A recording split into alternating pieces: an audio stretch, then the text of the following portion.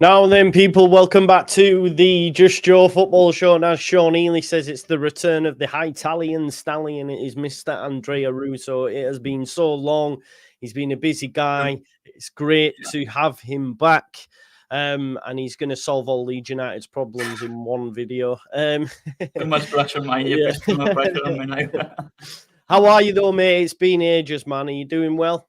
Yeah, I'm doing well. Absolutely. It's going fine, and certain things, of course, more stressful than others. But I think find a good balance. Unfortunately, I've returned to follow basketball to this season here in Italy. So sometimes the games clash with the football one, clash with Leeds ones. So yeah, very busy with work and all that. So I haven't been able to follow Leeds as I usually follow Leeds. Especially last season and all that. So that's why I've missed a few beats, never missed a beat like the Kaiser Chief said, But yeah, I missed some beats actually in terms of the shows and all that. So it's a pleasure every time I can. I'll be on. Miss that absolutely. Miss your face. Miss your Yorkshire accent, top notch, hey up, and all of that. Miss everyone, of course, because I watched the shows, but unfortunately I couldn't be on. So watch many shows, but yeah, like one of the people in the chat, just watching and following. But it's good to be back, absolutely, and always a pleasure 100%. For me to be with you, mate. 100%. Yeah, good man. You're a good man. Some nice words there as well. What we're going to do today, folks, the premise for the video is there for me a few issues that need to be addressed, could be addressed. So we're going to touch on these topics. Meslier clearly being one. Do we address it in January? Let's have a chat about it. Let's get Andrea's thoughts on it. We're going to be talking about the number 6. Will we bring in an out-and-out CDM now that Ampadu and Gruev have gone? And how do we fix that problem? Is it enough just with us having Rothwell, Tanaka and Charlie Crew? We're also going to talk about the striker position as well, because as everyone will have seen, Mateo Joseph scored a hat-trick yesterday in the first half of his Spanish under-21s game. Now, of course, it is under-21s football. There's a different level, but he's scoring goals on international duty, yet only has one for Leeds United. So how does Farke fix that? Or does it even need to be fixed? Do we now go with Piro moving forward? So plenty for us to discuss and digest. But let's start first and foremost with the goalkeeper. I know you mentioned that you've not been able to watch as much of the shows, etc. But you'll have seen what happened against Sunderland. Yeah, absolutely. I catched up, because I couldn't watch some of the games live, but I catched up later, because unfortunately, if I was living in the 80s and the 90s, I had to get the VHS, but now the things now now you just go on Twitter. So you just go on Twitter and it's all there, isn't it? Yeah, the full games and all of that. You can catch up like the day after, so it's good if you're not available or busy due to other commitments while during the games. But yeah, I watched what happened, of course. Shocked absolutely by that mistake. I feel really sorry for him, honestly, because of course it owns you. It's difficult for a keeper. If you make a bad pass, if you're a midfielder or a defender, there's always the next play that you can fix the thing. Unless you get a red card like Pellegrini yesterday for Italy, then you can absolutely own and penalize the whole game for the whole team. But when you're a keeper now, he's going to play the next games with that mistake in mind, And we know when he wasn't very confident, especially in the last Premier League season, and the season before, he's really shaky in goal, He's really, it doesn't give you certainty, guarantees, I've always said, he was a good keeper growing up with Leeds. So after we sold Kiko, after he became the starter, he became the starter, and then we saw Kiko, of course, in the Premier League. He had a great season in the Premier League. Then after that, his improvement, his growth has stopped, basically. Yeah, stopped. He has backtracked, basically, because if you look at the last Premier League season, he made mistakes. He made also good saves, great saves, like the one at Leicester, But yeah, it's a keeper that has never made the next step, So if we get to the Premier League, but even if we stayed in the Championship like this season, I would have liked to see a different change, but not just for us, in terms of a team, because I think after 6 seasons, because arriving in 2019, it's time for both for a change. It was time for a change for both sides, you know, because in the end, you know, he's growing up. There's a time in his career when he needs a fresh start, you know. He was really, really criticized. He bounced back a bit last season. He made some mistakes too. But yeah, I think that mistake will haunt him for a bit, you know, because in the end, a good draw against Norwich, I think a lot of people undervalue that draw because a lot of people expect us to win every game because we have, if we look at the squads in the championship, of course, we have the best squad in terms of talent and all of that. You know, we have players who played in the Bundesliga last season. Now one is injured, of course, Weber, Aronson, you know, there's a squad rotation too, but you know, pound for pound, we're the best squad in the league, but you have to earn it on the pitch, of course. And a lot of people expect us to be like Burnley when they won the league, you know, that team. But you have to value a draw away at Carrow Road because there's good teams in this league. It's not a great league, but there's still good teams like Norwich, like Sunderland. The Sunderland result, of course, is the bad thing for mentally for the team, you know, because that was a deserved win. If Aronson scored like 5 minutes earlier, 2 minutes earlier, you know, and that mistake never happened, you know, we were flying, I think, because you get a very good draw at Carrow Road and a great win, a deserved win at the Stadium of Light. So now we have to bounce back. But the keeper, you know, my thought, I think he's not my number one, honestly, going forward. He wasn't. I think we needed to change at the start of the season, but yeah, he's still a good keeper, but he makes mistakes consistently from time to time. So I think it was time for both sides to start. Would you go as far as to address it in January? Because I'm of the thinking, Andrea, that we just keep him now for the season because he's more. I think Vic made a good point.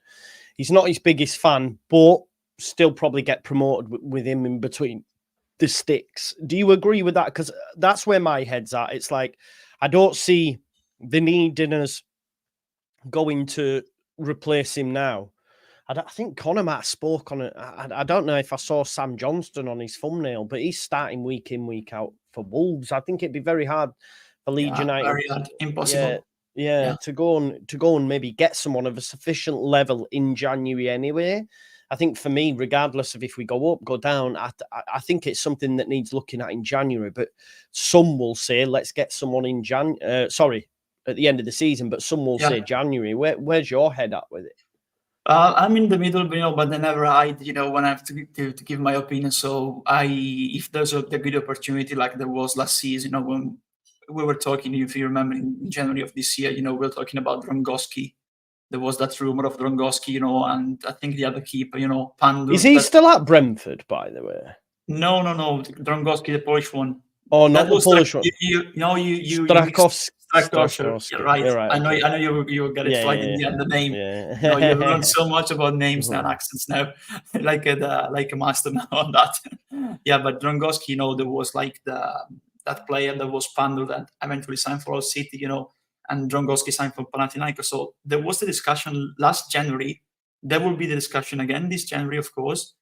But I think if there was a good opportunity, I don't think we get a keeper from an English side. We need to get a keeper if that's the case from abroad, like there was that opportunity last January. You know, it's really difficult for a team to change the keeper in the middle of the season.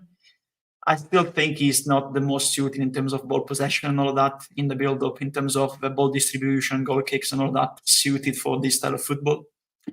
He is good, but not great, I think. So if there's a good opportunity, I will change in January, if I'm honest. But if I have to be more realistic, you know, I get your point, because it's very difficult to get a good one already suited for the Championship, for English football. So I don't think they will try to get one if there's no one available in England, unless you have to spend a good sum of money. So I have the sensation that will stay with me till the end of the season, like you said. But after that, promoted or not, I think we need to change. Yeah. Do you think Meslier would have suitors? I think clubs would still want to take him, and I still think we'd make money on him because of his age, because of his experience. He's got a whole lot of experience for a keeper so young, at top level in the Premier League, of course, and someone will, and let's not forget we paid what, 5 million. I think you can still make money on Meslier, and he'll probably, you know, if Leeds do get promoted, he'll probably be up there in terms of like most clean sheets, like he got last season, I believe. So I think there'll still be a suitor there for him, surely. Yeah, there will be, especially in France, I think. Yeah, in Europe, especially in France. And yeah, it's more suited, I think, to all those leagues. I think, of course, we made a profit out of him if we sell him, because, of course, we signed him when he was a backup, you know, signed as a backup. So, of course, the wages were different. The fee was different, you know, because he was signing to be the backup of course, of Casilla, you know. But now I think the value is around maybe between 10 and 12 million. Yeah, I think it might rise up to 15 at one point if he has a good season. But yeah, I think in the Premier League it was around the first season 20, 25. But you know, we still need to consider that he's a keeper, you know, goalkeeper. So around 2021. Right now, I think we made a profit. But if he has a good season, 10 or 12, I think is the realistic sum for him. More suited for you know, French football, I think, if he goes somewhere else, you know. Yeah. Do you put any stock in maybe giving Darlow a chance, or do you think he's had his chances and messed them up?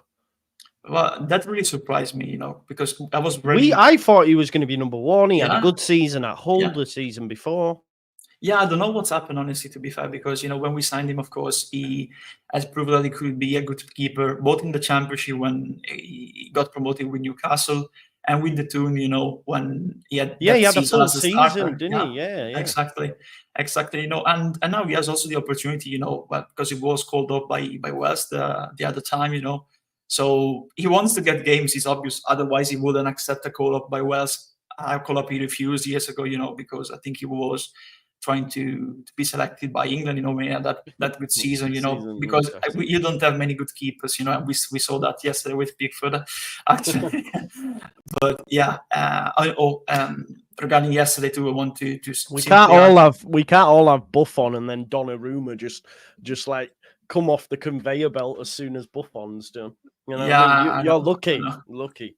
Yeah, we're lucky. You know, about yesterday's game, I wanted to say something at the start of the stream, but then, you know, we started to catch up and all that. I wanted to say that hats off to the Greeks, because honestly, I want to send also my condolences. I was really, really touched, honestly, the other night. I was out, you know, with some friend when I saw the news about George Boulder. I almost like, you know, stop thinking, you know, because it's really, really unfortunate and really tragic. It's a tragedy, you know, to see someone that we faced so many times with the rivals of Sheffield United, but always respected him, honestly, because he was a proper player, always giving 100% for his team, you know, and you know, a young family to 1-year-old son. So it was really touching and a real tragedy, you know, and to see his teammates 24 hours after his passing, you know, play for him basically because they play for him. It was like there were 12 men out there, you know. So it was really, really touching. I think this game will stay down in history of football, honestly, because what they did yesterday is really, really touching. Yeah, absolutely, 100%. Yeah, it's crazy to think that he was supposed to be flying home as well for his son's birthday, I think it was. And it's just, like that. Anything can change, you know, and it is sad times. And obviously, I hope Leeds and Sheffield United do something together next Friday to honour him, because obviously that'll be their first game back. And yeah, like you say, he was part of that side that went toe-to-toe with Leeds United when they beat us to promotion, that team. So yeah, good. Yeah, for sure. Very, very sad. It is. So we were talking. Were we on about Darlow? Yeah, we were talking about Darlow. No, I'm returning to talk about Darlow. You know, I think he had his chances. You know, every time he played, especially in the League Cup, everyone remembers that night in Salford. You know, but every other time he had opportunities. I was really surprised, honestly, because I think, and I still think he's a good goalkeeper, but he never proved that at Leeds. You know, it was like when we signed like Lonergan and all those good keepers that like I saw a comment on Twitter like the last good goalkeeper that we had was Kasper Schmeichel, but you know, it's Rob Green for a year as well. Yeah, my fellow countryman Silvestri had good times, but yeah, he had these ups and downs too. But what about Caprile? Look at Caprile now. Yeah, doing great. I tried to. Crazy. One of my friends, in fantasy football, because it's different from FPL. It's like a closed league, and you have to select like 11 players that you have all season. You can change, But during the international break, the transfers are open. So I tried because Meret is injured, and I said, "You have Caprile. Oh, you don't know him. I don't know him. He used to play at Leeds, mate." Brilliant. Yeah, man, it's crazy. Like he's had quite the trajectory, hasn't he? Since Very good goalkeeper. Absolutely, I think he will get a cup very, very, very soon. Honestly, yeah. Definitely. Though I agree. Sorry, I'm just watching something now online.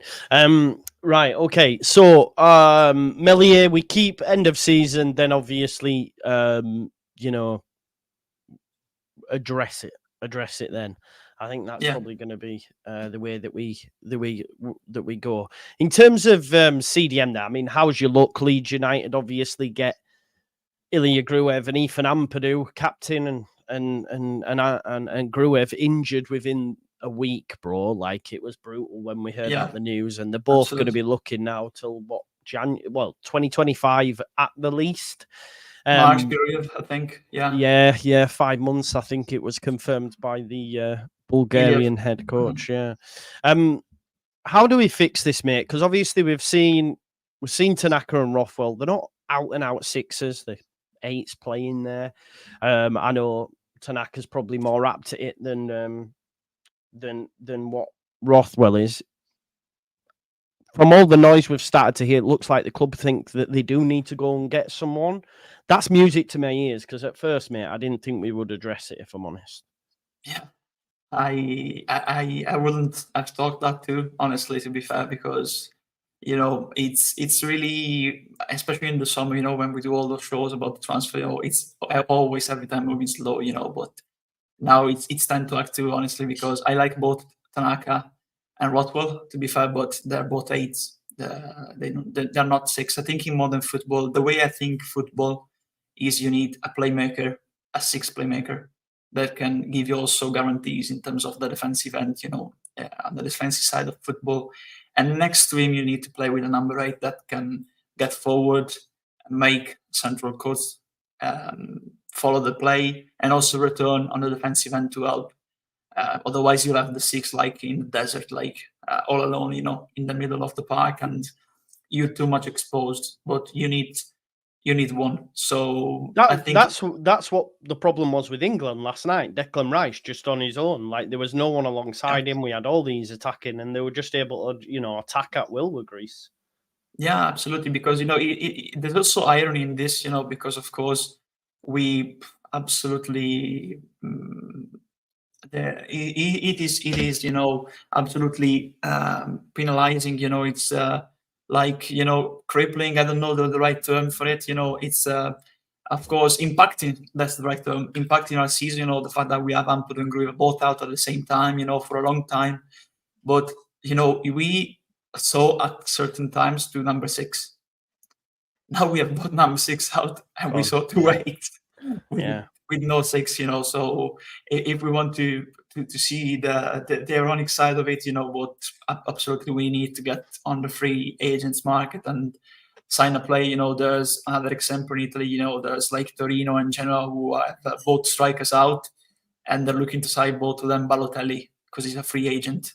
Wow. So and especially we have American owners. Of course, there's English people and Icelandic people, in terms of the technical department, the scouting department, and all that. But, if you watch the NFL, when a player gets injured, there's also the opportunity to cut players and add players. So let's hope that, they see the American side of it and decide to sign explore their free agency, and sign a free agent. Because I think there's 2 good players out there. Christoph Kramer, difficult. Kuyate is not really a playmaker, but he brings it on the defensive end, and he runs like hell, He's just going to break things up, isn't he, and just pass it to those that can play, I guess, and take it. I do think we missed a number 6 against Sunderland just because of how many times the likes of Joe Bellingham picked it up on the edge of the box and stuff. If he had his shooting boots on, it could have been a different game. I think we will miss that presence. And I think Kouyaté does, if that's indeed who they go for, give us a real presence in there. How do you think someone coming in on a free would be used? Would they just be used late on in games, or are they looking to start alongside a Rothwell, or is it just for an extra body, do you think? Okay, I'm going to tell you the Falk version of it and my version of it, My version of it is sign someone to be the starter because, like I said, we need a number 6 and a number 8. You can play long term with both Rothwell and Tanaka, Tanaka can do that, but it's wasted because he's like the perfect number 8 that we need in this team, and you need someone next to him that is a number 6. So if it was done to me, number 6 and number 8. So for example, Kouyaté and Tanaka. Falk, I think he will sign a player and he will introduce him step by step later on in games, like he did with Tanaka at the start of the season. Then maybe there's a player fatigued, not playing well. Let's hope not another injury. Then the player will start to get minutes, and eventually can become the start. Look at, it's not me saying that, it's history.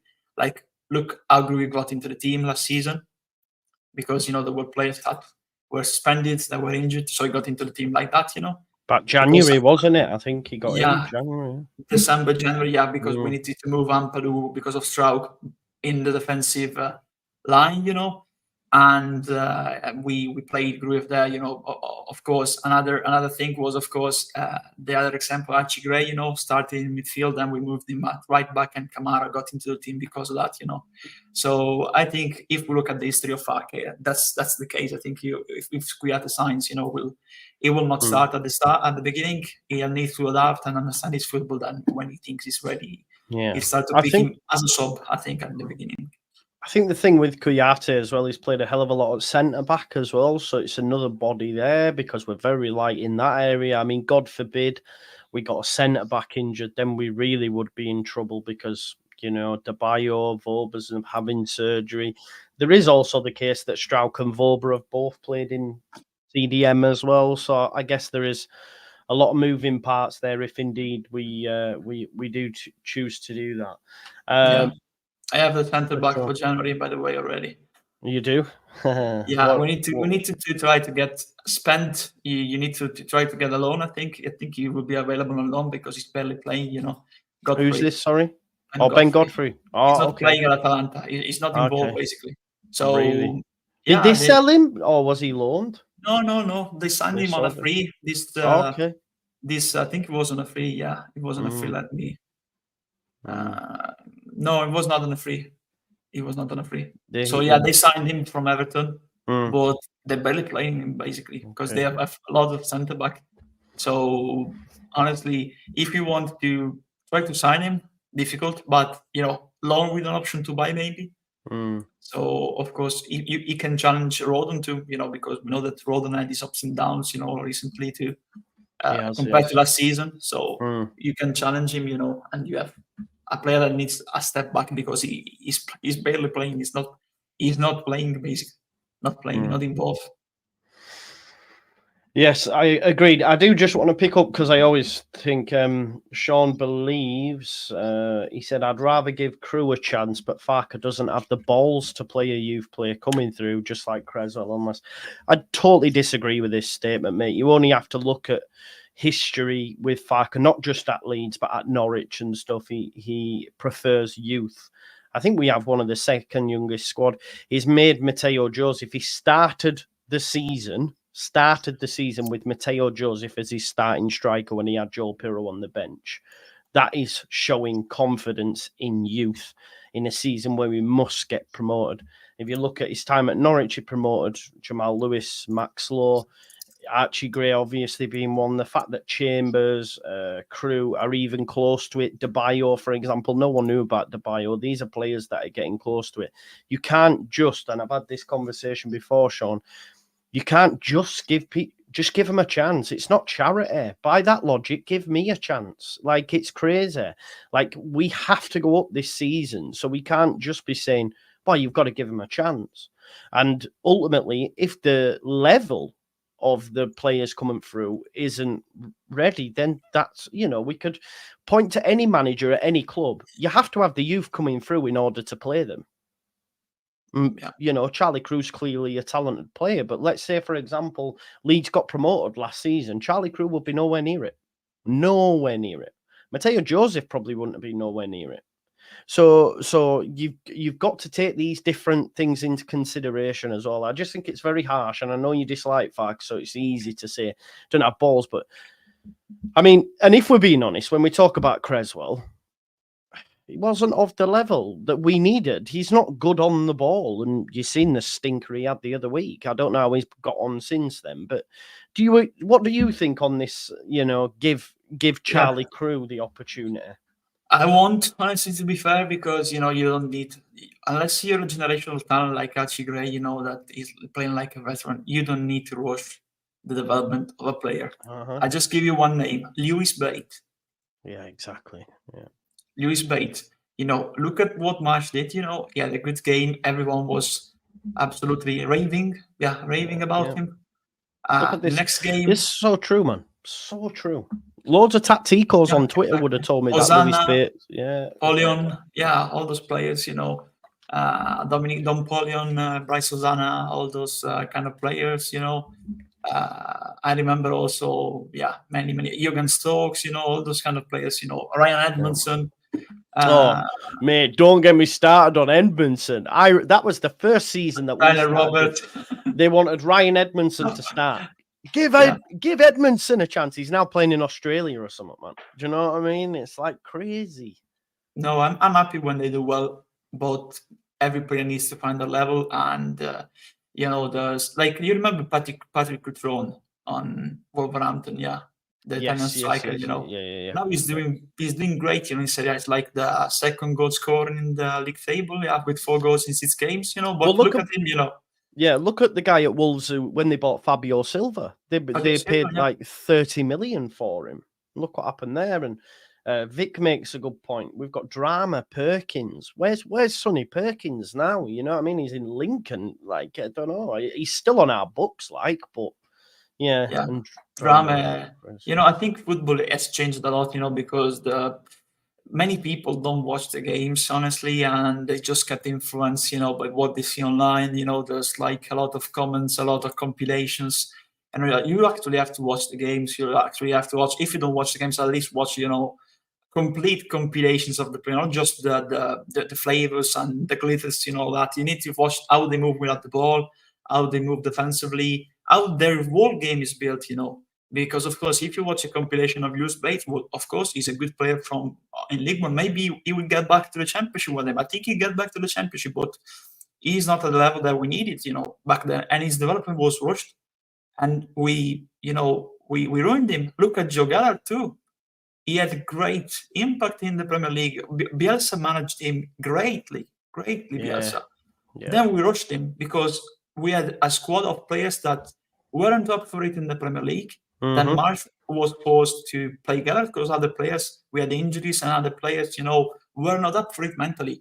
Gallagher had anger, he wanted to have an impact. He had an impact. But after that, Avi Gracia, all those players went to Sunderland. Different system, different era of Sunderland too, because they had Ahmad Diallo, Ross Stewart, and all those players, So he wasn't gonna have, space because they had the injury of Ross Stewart, I remember, but different system.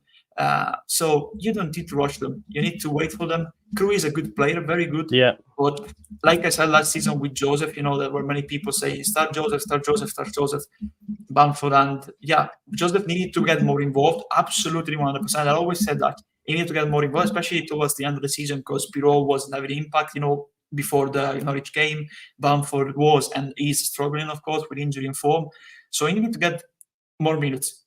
This season, he's doing well because he worked really hard. We've seen him, also within under 21s, like you said. But you don't need to watch them because otherwise it's like, either they make that step, earlier, and they do, and then they are generational talents or players that have instant impact, and ready for that. Unless if they don't make it, it's only downwards for them. Yeah. We've seen I that think with many players. you see it all the time. You can see it. Look, I think one of the best, for the way that he deals with youth is Pep, like Pep Guardiola. Yeah, Obviously, 100%. now he looks, when you look at the Cole Palmer situation, you think, oh, he's got that one wrong. But if you look at the way he managed Foden, when every man and his dog was saying, play Foden now, he played him. If you look how he manages the rest of the youngsters, that are at his, under his tutelage, for example, I think City is the perfect model to follow. I think even Liverpool, when Liverpool won the Carabao Cup, if you look at the team that they had, Bobby Clark, all these players, none of them were at the club. Jarrell Kwanzaa, I think, maybe.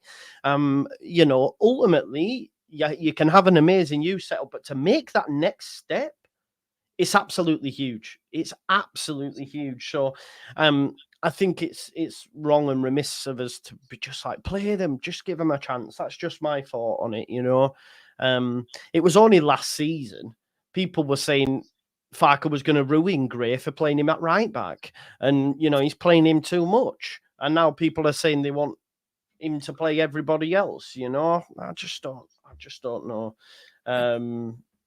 Yeah, I don't know. But let's talk about Joseph, bro, and let's talk about the striker position, because Joseph has got 1 goal this season, couple of assists. I would say he's in decent form, because obviously if we factor in what he's done for the international team, Spain, he's had over I think he got a hat-trick in the first half, a goal in it, so he's got 4 goals, I think, on international duty. Of course, there's a massive step up from international duty to championship football, but how do we get that Joseph? How do we get that Joseph playing for Leeds United? And Helen asked a members comment earlier on, which I wanted us to talk about. She says, does Matteo start next Friday after his hat-trick last night, or does Farker stick with Piro? And that's where we're at now, because I actually thought Piro played well in the 9. He wasn't amazing, but he played well in the 9 against Sunderland. Better than we've seen him apart from that Norwich game. So, and there is no player that's got a better goals per minute ratio than Piro. What do we do about that striking position, and why do you think maybe? Because I almost feel that Joseph's going to fall into the Bamford trap of, if he doesn't score, people will think he's not good. Do you know what I mean? A lot of people expectations. Yeah, absolutely. There's a lot of expectation around Joseph. There will always be expectations. Because of course he's highly rated. Contended by Spain and England. But he's a player I like a lot. There's so much expectations around him. I think absolutely over the top at the minute, because let's see how many minutes of football he played last season. Like I said, he needed to play more. I think his development is still not up there. I think they needed to give him more chances last season in order to be more ready this season. He's doing well in terms of how he moves, in terms of how he contributes to the build-up too. He's a very versatile mobile. Sorry, I don't know if it's mobile or mobile anymore. Sorry, I forgot English in the last few weeks. So mobile Alabama, mobile. Yeah, mobile. Yeah, mobile. So it's more mobile. Remember also that chance that he mixed with the 1v1 situation, against Burnley. So he's doing well. The goals will come. I think at one point last season, I said, when Roto had the hernia operation, I said, why not try? Because there was the dilemma of the number 10. Why not try Joseph like a second striker behind Piro last season? Because Joseph is so versatile that he can be the play, standing behind the striker. The striker, all the play, you hold the ball, one pass in behind, Joseph can get in there. I think he's so versatile that, if you go and watch, the formation of Spain last night, of course, we need to still consider that they were facing Kazakhstan, so not a great opposition, to be fair. And, they were not the top side of the under-21s, but these are still goals. If you look at the team, they had Torrientes from Real Sociedad, who played at the Olympics, Robert Navarro, Raul Moro, Javi Lopez, good players, but not their starting 11 in terms of the under-21s. But if you look, they were playing with up front Joseph and Navarro, who plays for Mallorca now on loan, because I was on Real Sociedad, very good player. They were basically, they can interchange a lot, it's like a two up top, because Navarro usually plays in behind and gets forward, it's like a attacking midfielder slash, center forward basically. And I think Joseph can play in that role too, So I think right now, the way we're playing, of course, you have the opportunity with many players behind the striker, Ramazani, Nyonto, Aronson, all those players, and those are players that are doing well, And I think right now, what we need is a player that can stay forward, that, can be physical. So I will play with Piro, to be fair, in the next game. Well, I was just going to ask you about that, because obviously a lot of people are saying, like Connor said, Joseph is busier versus Sheffield, it'll be a hard one. Yorkshireman says Blunt's won't attack us, so there'll be no space for Piro. Do you see Farker in a situation where he will rotate them like that, or will he just see Piro played well in the last game, he's keeping his place? I think he's keeping his place, and honestly, at the minute the way we're playing, I think you need more of a finisher than a player contributing, because you have many players that are interchanging, that are moving into space, that are occupying. And do you think that's because we got the 2-8s as well now? Like we're more attacking from midfield instead of sitting back and pressing from the front. Do you know what I mean? Yeah, good point. Absolutely. I think when you have more players that can create, that can come forward, that can advance with the ball, the thing that we absolutely missed last season with Kamara and Grujev, you have players now, Rothwell, Tanaka, they both can get forward with the ball. They can pass the ball, but also get forward progress with the ball. So you have players that, you don't need a player to get back and get the ball, because you have players, occupying all the spaces, Exactly. So because we've seen Joseph drop deep. He'll knock the ball down or flick it round for Ramazani or whatever. Whereas, like you say, if they've got the ball, you're the 2-8s, obviously, Tanaka and Rothwell, he's not needed back there, is he? And that's one thing that when Piro did drop deep, it was terrible, man. He can't do that like little touch and turn, like Joseph can, Yeah, absolutely. I think Piro in his game, he doesn't need to drop back. We always said that, he doesn't need to get back, because you lose him. He needs to stay up front, play like a number 9, needs to try to crowd the area, needs to try to stretch the defense, because absolutely when we get forward, he needs to stay in line with the defenders and try to get in behind, like when he scored at the Stadium of Light. You need a player like that. We don't need a player to drop back. At least you have a player that can hold up the ball, that can, control the ball and pass it. And I think Joseph, honestly, I would like to see him, honestly. I would like to see us play a center point but I know Fark is really dogmatic, in terms of how he really changed, his formations, his beliefs around football information. But I would like to see us, honestly, that we did last season when we had Piro and Roto behind him, in the 10. I would like to see Joseph, like a second striker. Now, I'm not saying number 10 because he's not a number 10, but I would like to see him like a second striker. Imagine that Piro holding on the ball, passing the ball. I think Joseph is the perfect man to get in behind the defense, and combine this many. Now you really see, teams playing with up front with a partnership, with two players, but it doesn't need to be undervalued, honestly. I think there's the opportunity when if you play with two strikers, you have the opportunity with one holding on the ball and the one getting in behind, honestly. So you don't get many points of reference, many certainties to the defenders, Yeah, it's going to be interesting, that game on Friday. How do you see it going under the lights Friday night? Sheffield United. It's a real big game because they're the team I mean, if they hadn't have had the 2 points deducted, they'd be top of the league. They're unbeaten. They haven't lost. Yet. I think they're the only team that haven't. How do you see it going on Friday? I'm quite nervous about it, to be honest. Yeah. Like, I would hope we would win, but I'm not confident. Like, I'm in every other game this season, I've been like, yeah. This one, I'm a bit unsure. I'm genuinely unsure. So it's going to be a tough game. And if Leeds United win, huge. If not, then right, okay, is there a gap and stuff? I'm still confident Leeds United are the best team in the league and all that. But yeah, it's going to be a huge game, that huge game on Friday. Yeah, absolutely, going to be a huge game, of course, because of the rivalry too. There's a lot of history between those two Chris Yorkshire Wilder clubs. as well, man. Chris Wilder as well. Yeah.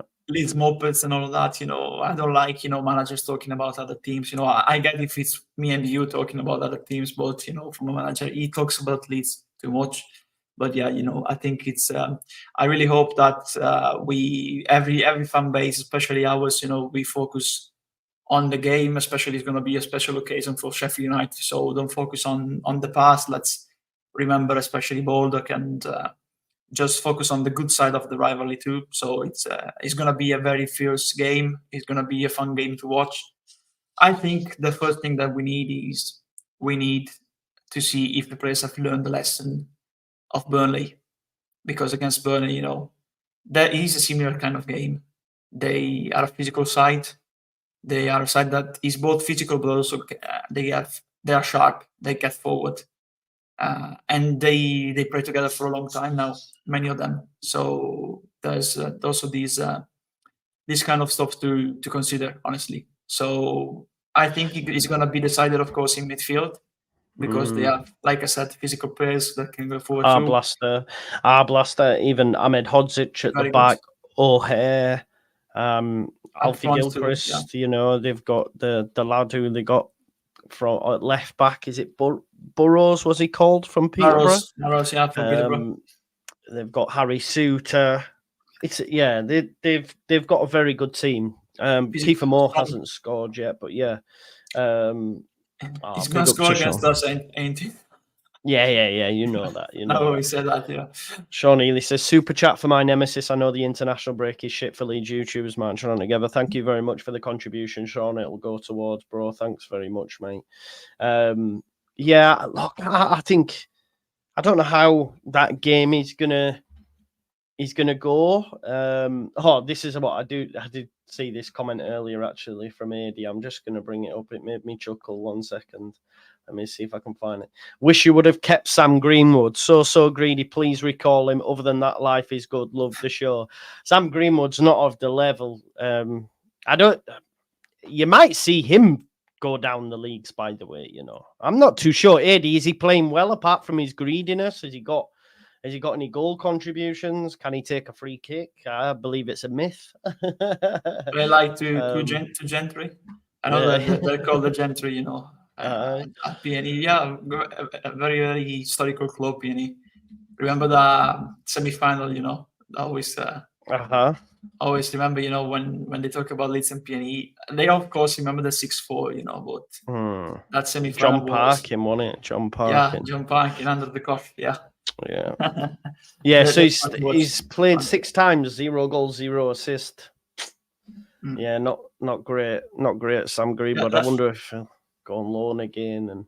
And now if you look at the young lads, that Orta Block team, look at them. How many have they made? How many have made it right now? Gallard is struggling. I would say Greenwood has struggled. Melier has reached his peak. Then Somerville, yeah.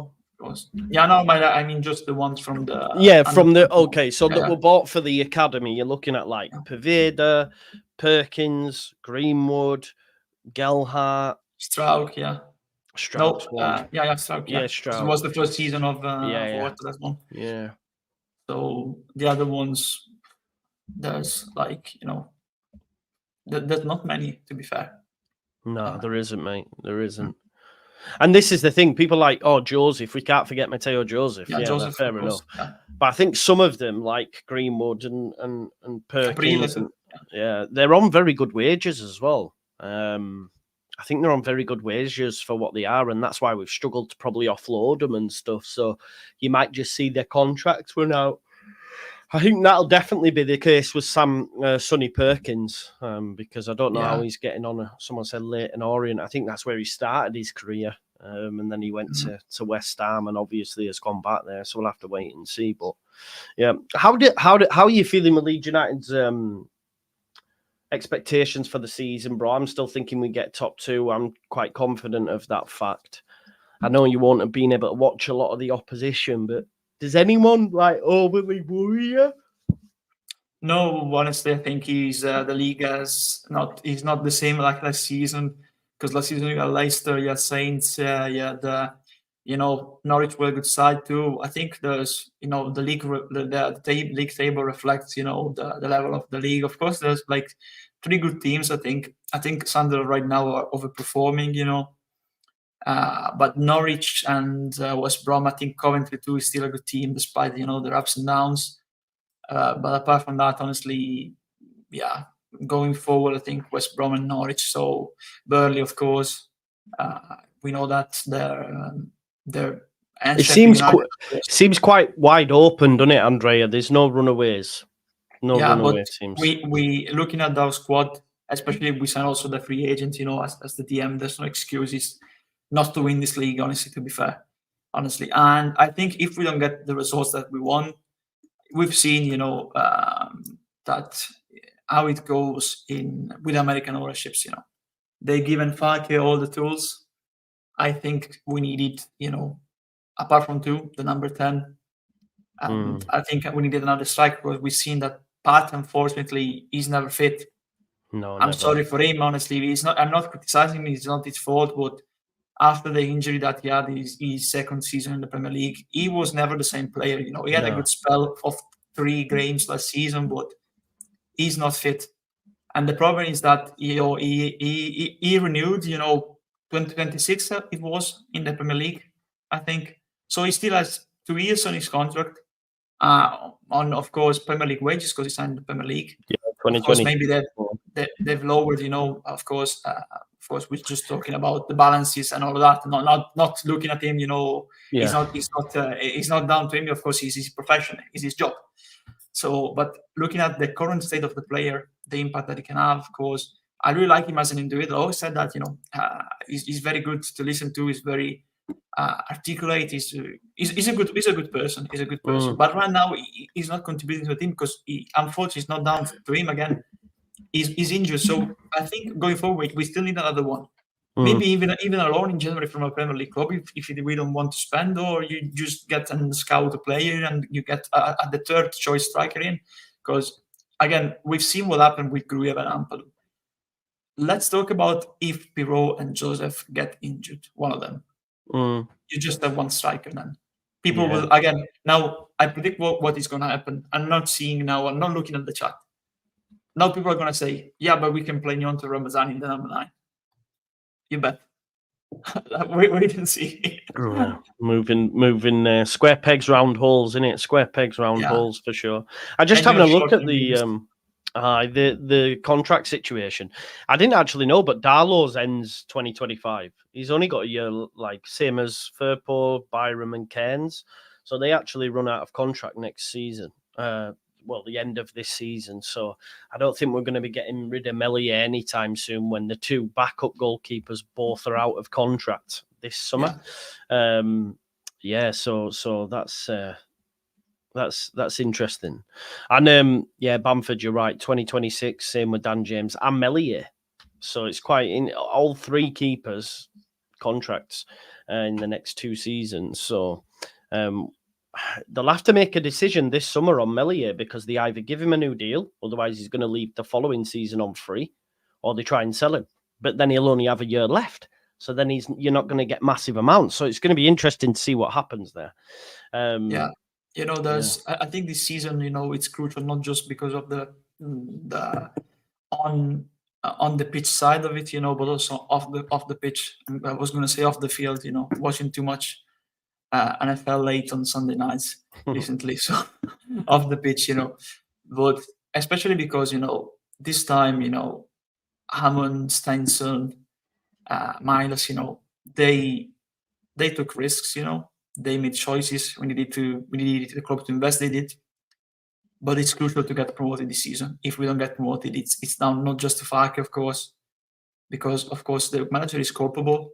Just in case, because he makes the decision, it's up to him to make to get the team to glue together and work together. But it's also down to the technical side of it. I think we made good signings, just to miss spots now. the 10 and the other striker, the backup one. What have you But made to Aronson in there though? He's been good, hasn't he?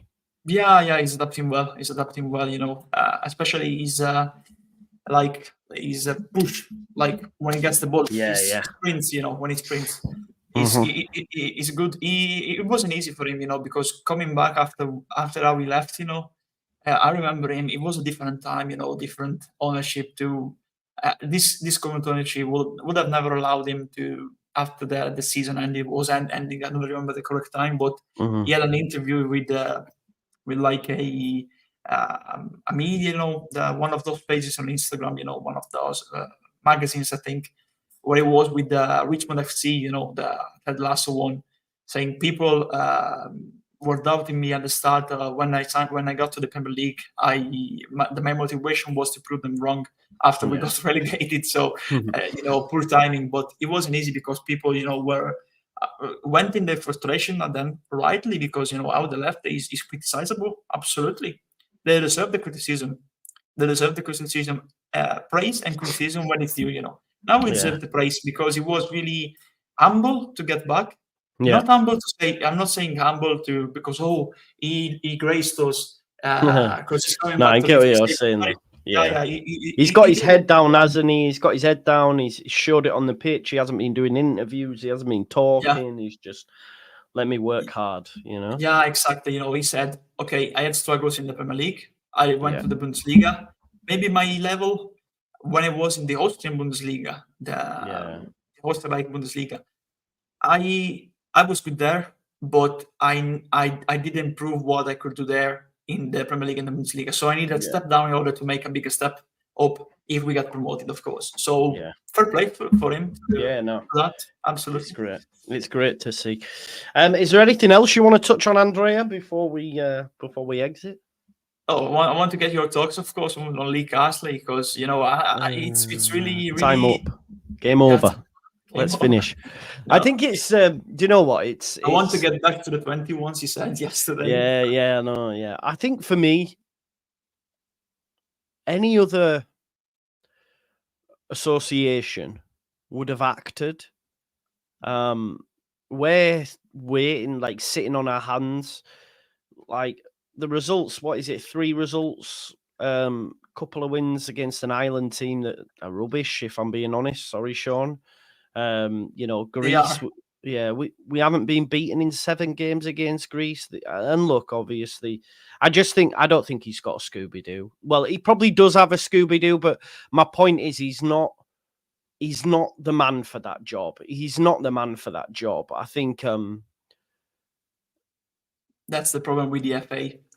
He's like the pinnacle of the problem.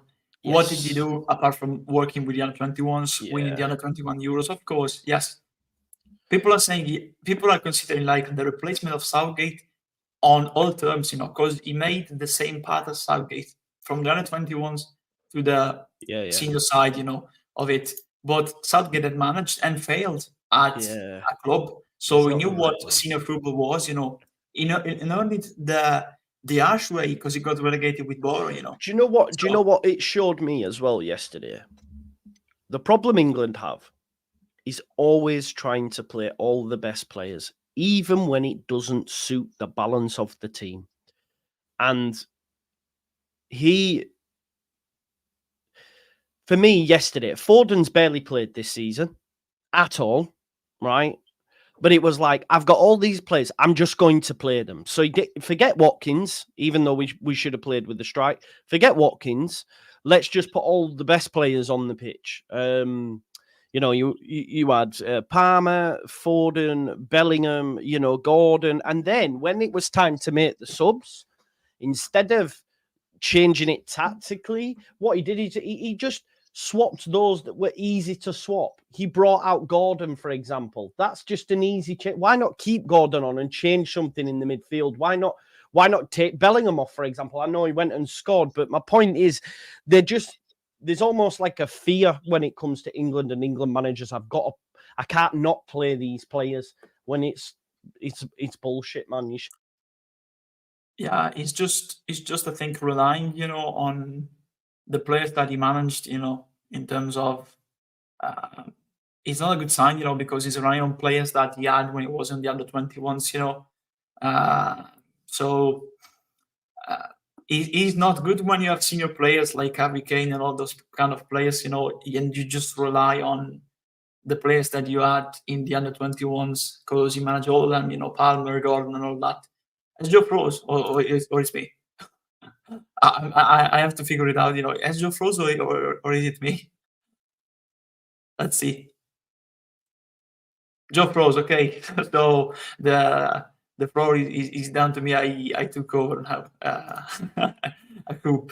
Yeah, I think it was like, you know, just relying on those players, the under-21s, is not a good sign, I think. And the fact that he had the opportunity to become the manager of Ireland, you know, and he didn't accept that because he knew that Southgate, for me, he wasn't gonna stay, you know, because managers talk between themselves, you know, he wasn't gonna stay at you know, at the end after the Euros, you know. George texted me, let's see.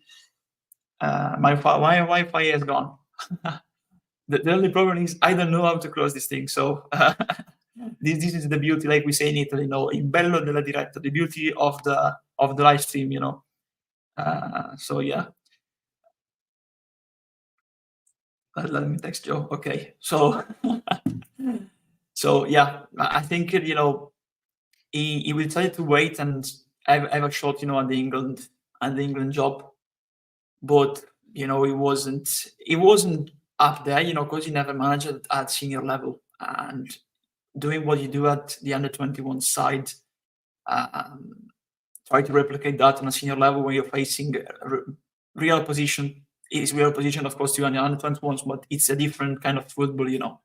There's many players that are stars at the 2021s level, but once they made the step to the senior side and you face proper man, you know, in the opposition, it's different. It's different, and you face managers with years and years and tons of international experience. So yeah, but I've watched Italy yesterday. I watched, of course, the highlights of England, seeing the mistake of Pickford. Let's see, Joe. Okay, I'll chat with you while Joe tries to get back. You know, Joe. Just say things, you know, on things you want to talk about in the chat while we wait, of course, for Joe to get back. Gonna send him a voice note now. Yeah, mate. I'll we're waiting for you. So yeah, I'll just, you know, ask what they want to talk about Leeds and England, of course, on the chat while we wait for you to get back, mate. Okay. So yeah, Forza Russo. So yeah, there was a show, you know, in the past. What was it called in England? Forza Italia? No, it was called like Total Italian. No, the one with James Richardson, you know. Yeah. So yeah, but you know, basically, yeah, what we were talking about earlier, you know, in terms of Leeds, I think we're at a good level now, in my point of view, but we still need. I'm still worried, honestly, like I said with Joe, because of the keeper. I think Weber, of course, is injured now, but yeah, I think when he gets back, he needs time, of course, to get back.